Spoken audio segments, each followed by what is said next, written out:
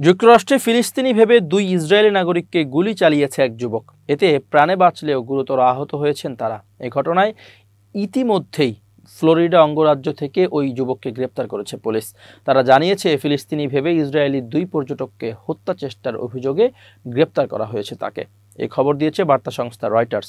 এতে বলা হয় অভিযুক্ত ব্যক্তির নাম মার্দেচাই ব্রাফম্যান। তার বিরুদ্ধে ইসরায়েলি 2 নাগরিককে হত্যা চেষ্টার অভিযোগ আনা হয়েছে। এ বিষয়ে তার বিরুদ্ধে একটি মামলাও হয়েছে। পুলিশের কাছে দেওয়া জবানবন্দিতে ব্রাফম্যান তার দোষ স্বীকার করেছে। বলেছেন, মায়ামি বিচে গাড়ি চালানোর সময় 2 ফিলিস্তিনি ব্যক্তিকে তিনি নাগরিক ভেবেছিলেন।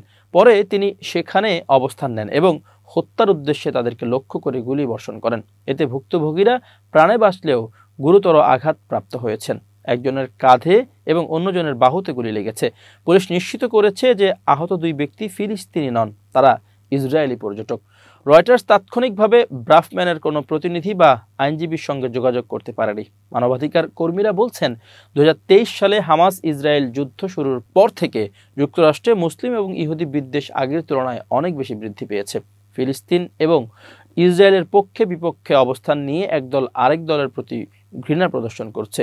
এতে সামাজিক অস্থিরতা তৈরি হয়েছে, যা আমেরিকানদের সামাজিক স্থিতিশীলতার জন্য হুমকি স্বরূপ বলে মনে করেন তারা।